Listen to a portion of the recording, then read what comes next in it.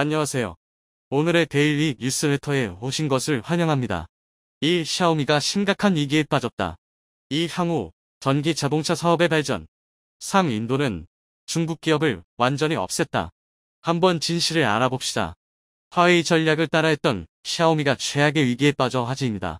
주력 시장이던 인도에서 대형 폭발 사고가 발생하는가 하면 화웨이가 야심차게 추진한 신규 사업에서 충격 사건이 벌어져 샤오미의 미래 가능성마저 끝장났다는 분석이 나오고 있습니다.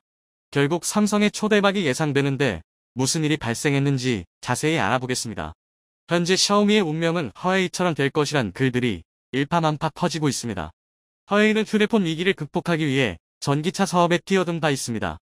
2019년 4월 상하이 오토쇼에서 자동차 사업 진출을 발표했고, 화웨이 창업주 런정페이는 자동차를 직접 만들지 않고 기술적으로 도와주는 역할을 하겠다는 선언까지 했습니다. 하지만 미중 갈등 속에 화웨이 스마트폰 판매는 급감했고 2021년 매출이 전년 대비 30% 가까이 줄어들며 위기를 느껴왔습니다. 이에 직접 전기차 생산에 뛰어들며 매출을 끌어올리려 했던 것입니다. 2021년 4월 중소자동차 기업 사이리스와 1호 전기차를 내놨는데 1회당 주행거리가 짧은 데다 소프트웨어 업데이트마저 잘 되지 않아 불만이 쏟아졌습니다. 결국 첫 해 팔린 전기차는 8,000대 정도로 사실상 실패로 끝나버렸죠. 화웨이가 목표로 잡았던 연간 판매량 30만 대에도 한창 못 미쳤던 것입니다. 그럼에도 또다시 사이리스와 손잡고 고급 SUV 전기차 모델 아이토 M5를 선보았습니다. 화웨이가 직접 차량을 디자인하고 엔지니어링, 판매까지 말기로 하며 기대감을 키웠던 상황입니다. 테슬라를 뒤엎고 유럽 고급차를 뛰어넘겠다며 6천만 원대에 내놓기도 했습니다. 하지만 출시 첫 달 고작 3,000대 정도가 팔려 순위 12위로 총격을 줬습니다. 중국 전역에 1,000개 이상의 전기차 매장과 체험센터를 구축한다는 계획이었지만 200개도 채우지 못한 채 관심 밖으로 사라지기 시작했습니다. 그런데 몰락을 부추겼던 더 큰 사건은 작년 6월 화웨이 전기차 전시장에서 큰 불이 나며 2명이 사망한 일이 발생한 것입니다. 전기차 폭발이 화재로 이어졌는데 직전까지도 이상을 감지하지 못했습니다. 매장 안에 전시돼 있던 아이토 M5 차량은 불에 타 뼈대만 남아버렸습니다. 결국 지난해 전기차 판매량은 7만 6천 대로 1% 점유율을 보였고, 이는 중국 최강이라고 불리는 화웨이 명성에 치명적인 먹칠을 했습니다. 화웨이는 이를 만회하기 위해 또 다른 선택을 했습니다. 작년 8월 배터리 1위 기업 캐틀 및 창안 자동차와 협력해 전기 SUV 아바타 12를 출시했던 것입니다. 새 회사는 전기차 전용 플랫폼 제작부터 최첨단 기술을 총동원해 중국의 국가대표급 전기차 제작을 목표로 했습니다. 화웨이는 자사의 자율주행 개발팀 1,000명을 아바타 공장으로 보내 차량 내 인포테인먼트, 자물주행 시스템과 같은 소프트웨어 개발을 맡겼으며 창안 자동차는 자동차 설계와 생산을 진행했습니다. 그리고 캐틀은 모든 역량을 끌어모아 주행거리 680km의 배터리를 준비했죠. 각 분야 최고 기업 3곳이 함작한 브랜드를 탄생시켰던 것입니다. 중국 내 전기차 1위 기업 비아디는 물론 테슬라, 지리자동차 등의 강력한 대항마로 꼽히기도 했습니다. 하지만 화웨이는 최고 수준의 소프트웨어를 제공하는데 기술적 한계를 느꼈고 올해부터 전기차 구매 보조금마저 중단돼 판매량이 급감하는 문제까지 터졌습니다. 결국 화웨이는 지난달 말 충격적인 선언을 했습니다. 런정페이 화웨이 창업자가 전기차 사업 중단을 선언한 것입니다. 현재 생산 중인 전기차의 화웨이 로고 사용을 허용하지 않으며 이런 불호 조치는 5년간 유효하다고 명시했습니다. 30년 이상 구축한 화웨이 브랜드가 마음대로 남용돼선 안 된다는 것입니다. 하지만 이는 전기차 분야에서 살아남기 힘들다는 점을 직감했기 때문이라는 분석입니다. 현재 화웨이의 운명을 따라가고 있는 기업은 샤오미입니다. 샤오미 스마트폰에서 충격적 사건이 나오고 있으며 이는 향후 전기차 사업에서도 비슷한 문제가 터질 것으로 예상되고 있습니다. 최근 인도에서는 샤오미 스마트폰이 폭발해 어린 소녀가 습지는 사고가 발생했습니다. 지난달 24일 인도에서 홍미노트5가 폭발하는 사고가 났는데 통영상 시청에 따른 가열이 유력한 원인으로 거론되고 있습니다. 폭발 사고가 났을 때 소리가 너무 커 불꽃놀이 폭죽으로 착각하는 이도 있었습니다. 인도에서는 해당 사건이 크게 부각되며 절대 샤오미 폰을 쓰지 말라는 글들이 쏟아지고 있습니다. 중국에서도 이번 사건이 보도됐는데 심각한 충격을 받고 있습니다. 중국 네티즌들은 너무 놀라서 손이 벌벌 떨린다. 인도에서 샤오미 사업은 골 실패로 끝날 것이다. 샤오미, 이건 브랜드를 부수는 사건이야, 이런 반응을 보이고 있습니다. 샤오미 스마트폰 폭발 사고는 이번이 처음이 아닙니다. 지난 2020년과 2021년 인도에서는 흑미노트 7과 홍미노트 9에 불이 났고 사용자가 크게 다치는 일이 발생하기도 했습니다. 작년에도 쪽발 사고가 잇따랐는데 해당 사례가 수시로 올라오며 충격을 줬습니다. 폭발 후 가운데가 크게 벌어져 파손 정도가 엄청남을 알 수 있습니다. 특히 인도의 한 유명 유튜버는 샤오미 폰 때문에 지인이 숨진 일을 언급하며 베개 옆에 두고 잠을 잔 후 이것이 폭발해버렸다는 설명을 했습니다. 한국 네티즌도 폰이 폭발해서 저 정도 파괴력이 나오냐며 놀라고 있습니다. 지난 3월에도 샤오미 폰이 불에 타는 모습이 영상에 찍혀 화제가 됐습니다. 스마트폰을 침대에 두고 잠시 자리를 비웠을 때 폭발했고 연기가 계속 나는 상태로 스마트폰과 주변을 태워버렸습니다. 이번에 불이 난 모델은 2021년 구입한 비교적 최신 폰인데 샤오미는 또 고객 잘못이라며 책임을 회피하고 있습니다. 중국 내부에서도 샤오미 폰 폭발 사고는 자주 이슈가 되고 있습니다. 한 중국인은 샤오미 폰이 폭발해 다리 쪽에 심각한 화상을 입었다고 폭로했죠. 출근한 지 5분이 안 됐을 무렵 바지 주머니에 넣어뒀던 샤오미 폰이 폭발하자 재빨리 바지를 벗어 이를 꺼냈지만 다리는 심각한 화상을 입은 뒤였습니다. 충전 중 폭발 사고도 자주 발생했고 이를 환불하기 위해 비닐봉지에 넣은 채 서비스 센터를 방문하는 일도 허다합니다. 샤오미 폰의 실체를 알게 된 인도인들은 삼성 스마트폰 기능에 대해 신께 감사하다는 글들을 올리기도 했습니다. 배터리를 보호할 수 있게 설정된 다양한 기능에 감탄하는 중입니다. 이는 인도 시장에서 삼성과 샤오미의 문명을 크게 바꿔놓고 있습니다. 1분기 인도 시장 브랜드별 점유율을 보면 삼성은 작년과 올해 1위를 지켰고 샤오미는 23%점유율에서 16%로 급락한 것을 볼 수 있습니다. 삼성은 지난해 4분기 인도 시장에서 1위를 달아난 데 이어 갤럭시 S23 출시에 힘입어 또다시 1위를 유지했습니다. 하이엔드 제품인 갤럭시 울트라 판매물은 전년 동기 대비 247%나 급증했죠. 애플의 고가 제품 점유율이 50% 이상인 점을 감안할 때 괄목할 만한 성과입니다. 인도에서 고가 스마트폰 인기는 날로 높아지고 있습니다. 1분기 74만원 이상 폰이 66% 성장했고 49만원에서 74만원 폰도 60% 이상 많이 팔렸습니다. 반면 샤오미가 강세를 보였던 49만원 이하 저가폰 수요는 33% 감소했죠. 게다가 최근 인도 법원은 9천억 원 가량의 자산 압류를 풀어달라는 샤오미의 요청을 기각하기도 했습니다. 지난해 4월 인도 당국이 샤오미가 수년간 3곳의 해외 법인에 불법 송금 사실이 있다며 9천억 원 상당의 자금을 압류한 상태였는데 이를 정당하게 본 것입니다. 위반 사실이 확정되면 탈세 금액의 3배 이상의 벌금을 물어야 합니다.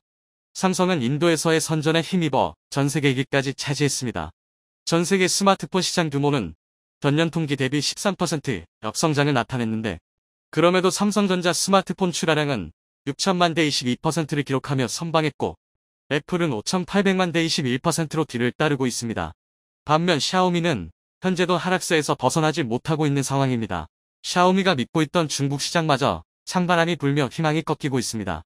올 분기 중국 시장 스마트폰 출하량은 6,700만 대로 전년 대비 11%나 감소해 있습니다. 이는 2013년 이후 10년 만에 최저치로 떨어진 상황입니다. 로이터 통신은 소비자들이 저렴한 스마트폰 구매도 꺼린다고 보도했습니다. 중국의 1분기 GDP 성장률은 예상을 뛰어넘는 4.5%를 기록했고 중국 정부는 민간 수요 활성화를 위한 대책을 내놨지만 소비 침체를 막지 못하고 있는 상황입니다. 현재 중국 매체들은 1분기 샤오미 폰 판매는 22% 하락한 반면 삼성은 세계 1위에 복귀했다며 부러움을 나타내고 있습니다. 이를 본 중국인은 샤오미가 인도 시장에서 발목이 잡힌 것이냐 이런 반응을 보이고 있습니다. 샤오미의 해외 매출 비중은 51% 정도인데 그중 인도는 상당히 중요한 시장입니다. 인도에서 판매되는 샤오미 폰 99%가 현지에서 생산된 것이고 샤오미 TV 또한 인도에서 100% 생산을 하고 있을 정도입니다. 하지만 현재는 샤오미가 인도에서 철수할지도 모른다는 공포감에 떨고 있습니다. 2020년 인도와 국경 분쟁 후 긴장 관계가 지속되는 것도 불리한 내용입니다. 당시 접경 지역에서 인도군과 중국군이 충돌해 수십 명이 사망했는데 그 후 인도에서는 중국산에 대한 불매가 거세게 일었고 인도 정부는 이를 빌미로 중국 IT 업계에 대한 압박 수위를 높여갔습니다. 위챗이나 틱톡 등 중국 스마트폰 앱 300개를 금지했으며 샤오미나 중국 통신업체에 대해 압수수색을 대거 진행하고 있습니다. 샤오미는 지난해 53조 원 정도의 매출을 기록했습니다. 이는 전년 대비 14% 감소한 수치입니다. 순이익은 1조 6천억 원 정도로 전년보다 61%나 감소했죠. 샤오미는 스마트폰이 몰락해가자 화웨이처럼 전기차에 뛰어든 바 있습니다. 2021년 3월 전기차 시장 진출을 공식 선언했고 10년간 최소 100억 달러를 투입하겠다고 했습니다. 지난해 이미 5,700억 원을 투자했는데 연구개발 인력만 2,300명에 달합니다. 올해도 전기차 분야 연구개발에 총 3조 8천억 원을 쓸 예정입니다. 샤오미가 조성한 전기차 펀드는 2조 원에 못박합니다. 샤오미 전체 매출에서 스마트폰 사업이 차지하는 비중은 60% 이상입니다. 하지만 이를 소홀히 해 순이익이 파탄나고 있는데 이는 전기차에 투입할 자금마저 바닥나게 하고 있습니다. 그럼에도 지난달 상하이 모터쇼에 샤오미 회장이 깜짝 방문하며 내년부터 5,600만원짜리 전기차 생산 계획을 내놓기도 했습니다. 화웨이처럼 자율주행 모빌리티 사업에 집중하고 있는 상태입니다. 배터리 또한 캐틀 제품 탄재가 예정되어 있습니다. 이를 통해 2024년 상반기 전기차를 양산하고 첫 해 10만 대, 3년 내 90만 대 판매 계획까지 세우고 있습니다. 하지만 자금난에 허덕이며 올해 6,000명 감원을 예고했는데 샤오미 전체 직원 수가 3만 5천 명이를 감안하면 20%를 줄이겠다는 것입니다. 이런 상황에 샤오미 스마트폰에서 잇따라 쪽발 사고가 터졌고 이는 향후 전기차 사업에서도 쪽발 우려가 커지고 있습니다. 샤오미는 배터리 완충 시간이 5분밖에 걸리지 않는 기술을 홍보했지만 오히려 발열 및 폭발 위험을 높여온 바 있습니다. 샤오미는 현재 약 200여 개의 자동차 관련 특허를 보유 중으로 베이징의 RD 센터를 포함해 연 30만 대 생산 공장을 준비하고 있습니다. 하지만 이것도 안전성이 무시된 채 과장된 홍보에 치우치고 있다는 분석입니다. 화웨이를 따라 선택한 전기차 사업 과연 샤오미는 어떤 운명에 처하게 될까요? 인도 정부가 중국 기업을 완전히 퇴출시키고 삼성을 선택하려는 행보를 보이자 한국에게 크게 밀릴 것을 우려한 시진핑 정권이 뒤집어지고 있어 화제입니다. 그간 인도 시장에서 삼성을 밀어내고 1위를 차지했던 샤오미가 대타격을 받고 있으며 중국 업체 500여 곳이 비슷한 일을 당할까 두려움에 떨고 있는 상황입니다. 인도가 갑자기 왜 이런 선택을 했고 한국 기업이 어떤 혜택을 받았는지 자세히 알아보겠습니다. 중국과 인도는 각각 인구 14억 명 정도의 세계 1, 2위 국가입니다. 양국의 GDP는 1980년대만 해도 비슷한 수준이었지만 이후 5배 차이로 벌어진 바 있습니다. 이에 인도는 2014년 중국을 따라잡기 위해 5년간 4천억 루피 524조 원을 투자해 스마트폰 등 전자산업을 육성한다는 계획을 세우기도 했습니다. 외국 기업이 인도에서 제품을 만들 경우 매출 증가분의 4에서 6%를 보조금으로 지급하기로 했던 것입니다. 삼성이나 폭스콘, 그리고 샤오미 등이 인도에 본격 공장을 세우기 시작한 것도 이 시점부터입니다. 2014년 인도에 진출한 샤오미는 이듬해 폭스콘 공장에 35억 달러를 투자한 후 현지에서 스마트폰을 생산하기 시작했고 3년 만에 판매량 1위로 오른 바 있습니다. 삼성이 장악한 글로벌 시장을 빼앗기 위해 저가 공세를 펼쳐왔던 것입니다.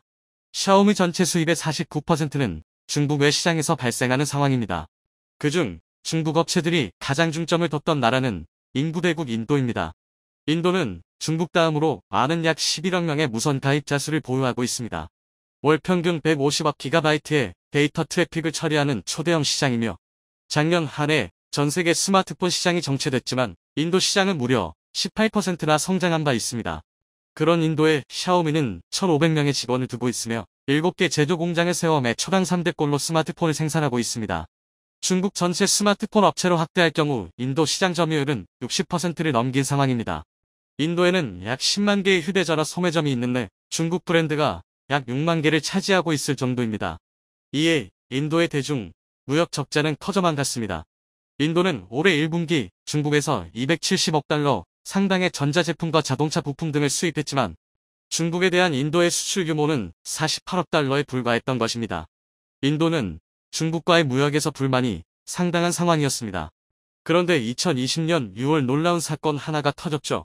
카슈미르 동쪽 접경지역 라다크에서 인도군과 중국군이 충돌해 수십 명이 사망했던 것입니다. 그 후 인도에서는 중국산에 대한 불매가 거세게 일었고 인도 정부는 이를 빌미로 중국 IT 업계에 대한 압박 수위를 높여갔습니다. 위챗이나 틱톡 등 중국 스마트폰 앱 300개를 금지했으며 샤오미나 Z 등 중국 통신업체를 몰아내려고 압수수색을 대거 진행했던 것입니다. 인도는 올해 초 샤오미의 세금 탈루를 지목하며 1천억 원 65억 루피를 추징한 바 있습니다. 그리고 올해는 불법 해외 송금 혐의로 9천억 원 555억 루피를 압수하기도 했습니다.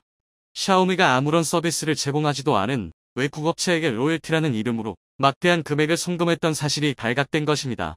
중국 모 회사의 지시에 따라 송금했던 것인데 위반 사실이 확정된다면 탈세 금액의 3배 이상의 벌금을 물어야 하는 상황입니다. 그런데 중국 업체의 부정행위는 샤오미만의 일이 아니었습니다. 5월에 비보와 Z 사무실 48곳을 수색한 결과 탈세와 자금 세탁이 드러나기도 했습니다.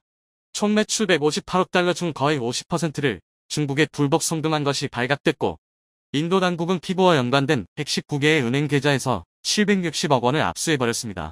지난달 13일에는 비슷한 혐의로 중국 스마트폰 기업 오포에게도 7천억 원대의 세금 폭탄을 매겼습니다. 이 밖에 화웨이, 알리바바 등 500개 중국 기업이 조사 대상으로 찍혀 중국 내 분위기는 그야말로 쑥대밭이 되고 있는 상황입니다. 하지만 중국은 인도 시장을 잃을까 보복성 조치를 내놓지 못하고 있습니다. 중국 외교부 대변인은 인도 정부가 법률과 규정에 따라 조사하고 중국 기업에 대해 비차별적인 비즈니스 환경을 제공하길 바란다고 언급했을 뿐입니다. 하지만 중국 업체의 이미지는 세계 여러 나라에서 갈수록 나빠지고 있습니다. 최근에는 샤오미가 보증기간 내 휴대전화 결함 수리를 거부했다는 이유로 이탈리아 당국으로부터 수십억 원대 과징금을 부과받기도 했습니다. 결국 버티다 못한 중국 업체 중 일부는 인도에서 철수 선언을 한 곳도 나타나고 있습니다. 7월 중국 스마트폰 제조업체 아너가 인도 철수를 결정했는데, 아너는 화웨이 그룹이 운영하던 중저가 스마트폰 브랜드를 판매했던 업체입니다. 이런 와중에 인도는 중국 업체를 몰아내기 위해 특단의 대책까지 내놓은 상태입니다. 지난 8일 블룸버그 등 외신들은 인도 정부가 중국을 겨냥해 150달러 20만원 미만의 스마트폰 판매를 금지하려 한다는 보도를 긴급 뉴스로 타진한 바 있습니다. 이 정책이 시행되면 샤오미, 리얼미, 오포 등 중국 업체들이 대타격을 입는 것입니다. 인도 전체 스마트폰 시장에서 저가형이 차지하는 비중은 33%로 이 중 중국산이 80%를 장악하고 있었기 때문입니다. 최근에도 샤오미는 18만원대 폰을 출시하며 인도 시장을 노리려 했습니다. 하지만 인도의 조치로 샤오미의 전체 스마트폰 출하량 연간 14% 정도 감소가 전망되고 있습니다. 해당 소식은 신화파이낸스 등 중국 언론을 통해서도 대서특필되며 큰 충격을 나타내고 있습니다. 최근 1년간 샤오미의 주가는 거의 3분의 1 토막이 난 것도 이와 무관하지 않다는 분석입니다. 반면 대다수 모델 가격이 150달러를 넘긴 삼성폰은 영향을 거의 받지 않는 것으로 나타났습니다. 인도 내 삼성전자 폰의 평균 판매 가격은 250달러를 기록하며 상위 5개 브랜드 중 최상위에 올라 있습니다. 이는 삼성전자 5G 스마트폰 판매가 늘어난 것도 이유입니다. 인도의 스마트폰 S4 평균 판매 가격은 지난해 4분기 이후 꾸준히 상승해 2분기 213달러로 올라선 상황입니다. 이미 인도 사람들도 중국산 초저가폰 구입을 꺼리는 분위기가 형성되고 있습니다. 중국폰에 대한 저질 품질을 확인한 것도 구입을 꺼리게 만들었다는 분석입니다. 2분기 인도에서 샤오미 점유율은 무려 9%나 떨어진 19%를 기록했고, 삼성은 1%포인트 올라 근소한 차이를 보이고 있습니다. 삼성전자가 인도에서 670만 대를 팔 동안 샤오미는 700만 대 정도를 판매했던 것입니다. 삼성은 중저가 모델과 갤럭시 S22 시리즈 등 프리미엄 폰 모두에서 호실적을 거둔 것으로 나타났습니다. 그런데 특이한 점은 전년 동기 대비 163%나 증가한 5G 폰 시장의 확대입니다. 올 2분기 인도의 5G 폰 판매 비중은 전체 스마트폰의 29%를 차지했습니다. 1100만 대의 5G 스마트폰이 평균 377달러에 출하된 것입니다. 그런데 5G 폰에서 삼성전자의 점유율은 46%를 돌파하며 1위를 기록했고, 샤오미와 리얼미, 오포 등 중국 업체들은 멍하니 상황을 지켜보고 있습니다. 시장 조사기관 EDC는 내년 인도 시장에서 5G 스마트폰 판매가 절반 이상으로 올라설 것이라 예견한 상태입니다. 이런 와중에 인도가 중국 업체를 버리고 삼성을 선택하자 중국 내에서 난리가 나고 있습니다. 인도 2위 통신업자 에어텔이 삼성전자 5G 장비를 채택했기 때문입니다. 1995년 설립된 에어텔그룹은 전 세계 무선 가입자 약 4억 9천만 명을 보유하고 있습니다. 세계 4위 업체로 17개국의 유무선 통신 서비스를 제공하고 있기에 삼성은 에어텔을 매개로 타 지역으로 영역을 넓힐 수 있을 것으로 기대하고 있습니다. 에어텔 CEO는 우리는 인도의 5G 혁신을 주도할 준비가 됐다며 삼성전자의 초고속 서비스 역량을 활용해 함께할 것이라 밝히기도 했습니다. 기존 에어텔의 통신 장비를 제공했던 업체는 중국 화웨이와 Z였습니다. 2020년 초 에어텔은 화웨이의 5G 장비를 염두에 두고 테스트를 했을 정도입니다. 하지만 2020년 국경 분쟁 후 중국 업체가 선정될 가능성은 크게 낮아졌고, 작년에는 5G 시범 사업에서 원천 배제되는 수모를 겪기도 했습니다. 인도 정부의 강력한 반중 노선의 에어텔도 결국 삼성을 선택한 상황입니다. 인도는 지난 2일 5G 주파수 할당 경매를 완료했는데 인도 현지 통신사 세 곳은 약 25조 원 1조 5천억 루피를 주파수 구입에 투자한 것으로 나타났습니다. 1위 업체 릴라이언스 지오가 14조 6천억 원을 투자했고 에어텔은 약 7조 원 정도를 썼습니다. 삼성전자가 에어텔의 통신 장비를 공급하는 것은 이번이 처음으로 인도 내일 이 업체 모두에게 통신 장비를 제공하게 된 상황입니다. 삼성은 인도가 2G에서 4G로 전환하는 데 크게 기여한 바 있습니다. 2016년에는 인도 1위 통신업자 릴라이언스 지오와 손잡고 4G 장비를 공급했죠. 결국 삼성의 기술력으로 4G 사용자 수는 7억 9천만 명을 달성하기도 했습니다. 릴라이언스 지오 또한 5G에 있어서 삼성과의 협업을 추진하는 상황입니다. 인도는 10월부터 한 개 도시에 5G 서비스를 시행하고 내년에는 다른 지역으로 확대한다는 방침입니다. 결국 인도가 삼성을 선택했다는 보도는 중국에도 퍼져 분노의 반응을 쏟아내고 있습니다. 기술력이 떨어지는 삼성이 허웨이와 Z를 밀어낸 것은 이해할 수 없다는 반응입니다. 하지만 삼성은 한국과 미국, 일본, 영국, 캐나다 등의 5G 통신 장비를 공급한 경험이 있어 이미 안정성과 효율성에서 중국 업체를 능가하고 있습니다. 이는 삼성전자의 5G 스마트폰 판매에도 큰 호재가 될 수 있는 내용입니다. 삼성전자 인도 노이다 공장 생산 능력은 연 1억 2천만 수준입니다. 삼성의 연간 스마트폰 출하량이 2억 7천만 대 정도인 것을 고려하면 약 3분의 1을 인도가 담당하는데 이는 중국 업체 퇴출분까지 소화할 수 있는 양입니다. 그런데 중국이 우려하는 것은 이것이 스마트폰에만 국한된 것이 아닌 타 산업으로의 확대입니다. 이미 중국 기업에 대한 규제는 자동차 산업으로 확대되고 있습니다. 지난달 중국 창청자동차는 GM 인도 공장 매수를 포기하기도 했습니다. 2020년 1월 GM 공장을 인수하기로 합의를 했었지만 기한 내 인도 당국의 승인이 내려지지 않아 결국 포기를 했다는 설명입니다. 이는 인도 시장에서 점유율 2위를 하고 있는 현대차 그룹의 호재라는 분석입니다. 현대차 그룹은 중국 시장 부진을 인도에서의 선전으로 커버할 정도가 됐습니다. 부정을 일삼는 중국 업체를 완전히 퇴출하려는 인도. 신뢰를 지키는 한국과는 서로 협력해 더욱 높이 도약하길 바랍니다. 좋아요와 구독 알림 설정은 콘텐츠 제작에 큰 힘이 됩니다. 중국 광둥성 주아이에서 지난 8일부터 13일까지 진행된 주아이 에어쇼. 이곳에서는 중국의 신형 무기가 산더미처럼 쏟아져 나왔는데요. 그런데 이상하게도 그 한가운데에 한국의 명품 장갑차 레드백의 모습이 발견됐다고 하는데요. 특유의 형상과 심지어는 한국 방산의 트레이드 마크인 고무 궤도까지 똑같았죠. 하지만 당연히 한국이 천년의 적중국의 방산 전시회에다가 무기를 보여줬을 리가 없습니다. 이쯤 되면 예상하셨겠지만 보나마나 중국이 늘 그래왔던 것처럼 남의 나라 무기를 베낀 것이 분명한데요. 그 장갑차에는 그런 것 치고도 특기할 만한 점이 있었습니다. 그게 무엇이었는지 한번 자세히 알아보겠습니다. 최근 들어 중국의 국방력 투자가 심상치가 않습니다. 유태공을 가리지 않고 무시무시한 속도로 전력 확충과 개발에 나선 상태인데요. 한 곳의 조선소에서 5에서 6대의 구축함을 동시에 건조하는 짓은 근 몇 년 사이에 하도 자주 나온 소식이라 이제는 예사실같이 느껴질 정도입니다. 최근에는 영국의 싱크탱크가 중국의 항공전 기술이 이미 동부권의 맹주였던 러시아를 한참 넘어섰다는 분석을 내놓아 충격을 주기도 했습니다. 그리고 육군 무기도 예외는 아니었죠. 중국이 최근 2022 주하이 에어쇼에서 선보인 새로운 신형 장갑차가 괴물 같은 스펙을 갖고 있었던 것입니다. 그런데 이 장갑차의 놀라운 점은 스펙뿐만이 아니었습니다. 외형을 살펴보면 여러 부분에서 이상할 정도로 한국의 레드백과 닮은 점이 많았기 때문에 등장 직후 구설수에 오르내렸죠. 중국이 다른 나라의 기술을 베끼는 것이야 하루 이틀 있던 일이 아니지만 한국 입장에서는 중국이 도대체 언제 어떻게 레드백의 기술을 베껴간 것인지 쥐잡듯이 찾아야만 했습니다. 그리고 그 방법이 무엇이었는지에 대한 심증을 잡을 수 있었던 충격적인 사건이 밝혀졌습니다. 널리 알려져 있다시피 AS-21 레드백은 한화가 호주 수출에 대비한 사양으로 국산 보병전 투착 K-21의 개수를 가해 만들어낸 모델입니다. 그런데 이 K-21이 중국 손에 넘어가 해체되었을지도 모른다는 정황이 나왔습니다.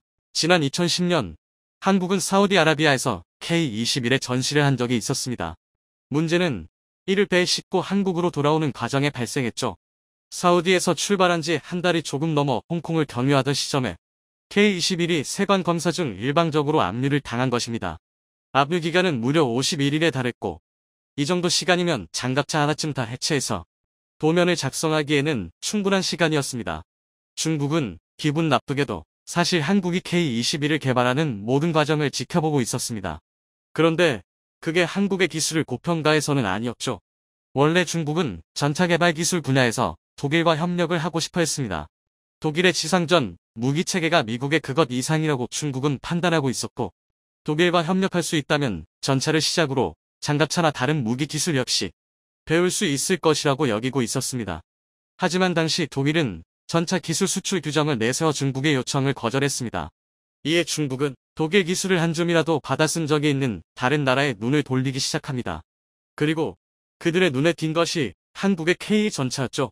당시 K1에는 독일제 1200마력짜리 순행식 사행정 디젤 엔진인 MTU MD871 K501이 탑재되어 있었으나, 이를 보고 중국은 한국의 전차 및 장갑차 제조 기술에 독일식 메커니즘이 녹아들어 있을 것이라고 판단했던 것입니다. 이때부터 한국의 기갑 차량 개발을 눈여겨보던 중국은 홍콩 파이청 항구에 K-21 완제품이 통째로 들어왔다는 보고를 놓칠 수가 없었습니다. K-21을 생산한 두산 DST는 허가에 필요한 모든 서류를 제출했는데도 이례적으로 홍콩 해관으로부터 추가 서류를 요구받았습니다. 이 추가 서류들을 전부 제출하고도 출항 허가는 나오지 않았고, 제출된 서류의 확인에만 거의 2개월에 달하는 시간이 소요되었죠. 이때 압류되었던 K-21은 압류기간 51일 동안 군에 재조립되며 내부의 기술을 유출당했을 것으로 보입니다. 무기를 실은 선박이 홍콩을 강요하는 것 자체는 그렇게까지 이상한 일은 아니었습니다. 두산 DST 관계자는 방산업체들은 매년 평균 4에서 5회 정도 해외 전시회 참석을 위해 방산 장비를 홍콩을 경유해 부산항으로 입출항하고 있는데, 이런 경우는 처음 발생했다고 밝혔죠. 중국이 명백하게 K-21을 노리고 한국을 가로막았다는 증거인 것입니다. 그리고 그런 의혹의 쐐기를 박는 일이 7년이 지나 발생했습니다. 2017년 등장한 중국의 신형 보병전투 차량 VN-17이 바로 그것인데요. 이들은 VN-17을 내놓으며 자랑스럽게 미국, 유럽이나 러시아의 장갑차 디자인을 복제하지 않았다고 선전을 해댔습니다. 당연한 일입니다. 이번에 이들이 베낀 건 한국이었으니까요. 애시당초 베끼지 않았다가 자랑거리가 되는 것도 어처구니가 없지만, 심지어 그것도 거짓말이라니 이쯤 되면 오히려 대단합니다. K-21과 VN-17의 제어를 비교해보면 각각의 규모는 비슷하지만 엔진 마력과 항속 거리와 같은 성능을 중국 운용 상황에 맞추어 개선했다는 점을 짐작해볼 수 있습니다. 그런데 K-21 압류 사건 전까지 중국은 고작 군용 디젤 엔진을 개발하는 것마저도 엄청난 난항을 겪고 있었죠. 중국이 여기저기서 엔진 기술을 베낄 만큼 다 베끼고 나서도 다른 나라들이 만든 엔진과 비교할 만한 성능의 엔진을 만들 수 있게 된 것은 2019년에 이르러서야 가능했습니다. 원천 기술이랄 게 하나도 없으니 당연한 일이죠. 그런데 이런 중국이 개발 기간 7년, 기술 실증 기간은 그 중에서도 절반 정도에 불과했을 텐데, 그 사이에 갑자기 K-21에 버금가는 성능의 엔진을 뚝딱 만들어냈다는 것은 말이 되지 않습니다. 중국은 5년이 지난 현재까지도 VN-17에 탑재되었다는 FX0012 디젤 엔진에 대한 세부 사항을 공개하고 있지 않습니다. 하지만 그것이 K-21의 엔진을 역설계한 것이라는 것을 모르는 사람은 없죠. 중국은 이때 만든 VN-17이 그의 마음에 들었던 모양입니다. 보병전 투차 개발을 이어오면서 이제식 번호를 계속 이어오고 있기 때문입니다. 이번에 중국 주하이 에어쇼에서 공개된 중국의 신형 보병전 투차 역시 마찬가지였습니다. VN-20이라는 번호를 받은 이 보병전 투차는 그 자리에 있던 해외 방문객들의 눈을 의심케 하기 충분했습니다. 한국의 레드백이랑 놀라울 정도로 다여했었기 때문입니다. 그도 그럴 것이 VN-20은 레드백의 배다른 형제나 다름이 없습니다. 보통 무기의 세계에선 시대에 따라 요구되는 성능은 비슷비슷하게 마련이니 그런 성능을 하나하나 갖춰 모으다 보면 형상도 비슷해지는 수렴 진화의 양상을 띱니다.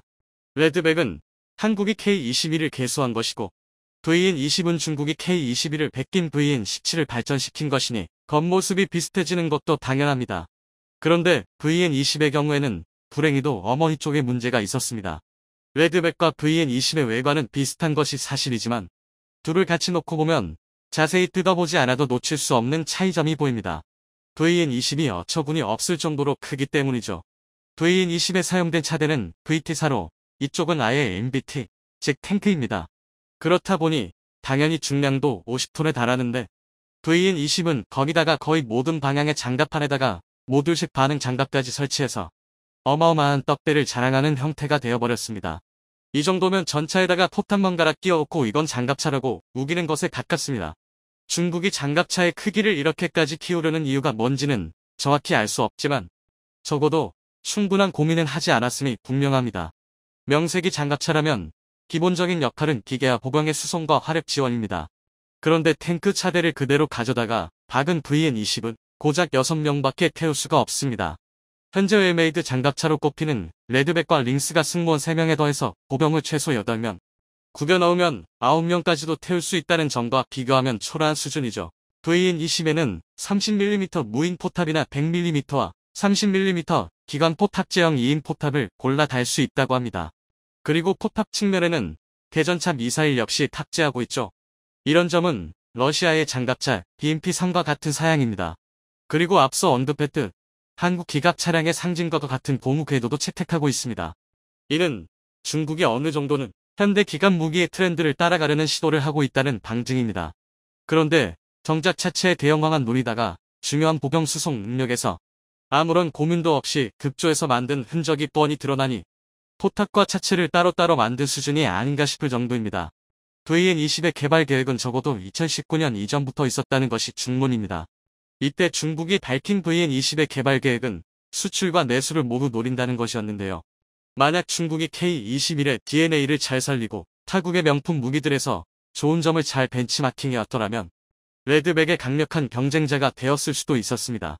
다행히도 무언가 허술한 결과물이 나왔기에 망정이지 멀쩡한 장갑차를 만들었더라면 상대가 중국인 만큼 레드백은 가격 경쟁력이라는 벽에 부딪혀 수출길이 막혔을지도 모르는 일입니다.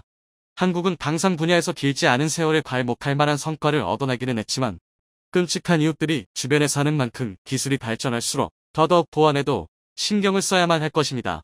VN-20의 사례처럼 언제 중국이 한국 기술자들이 피땀 흘려가며 만든 성과를 가로채가서 불쾌한 개조품을 만들지 모르기 때문이죠.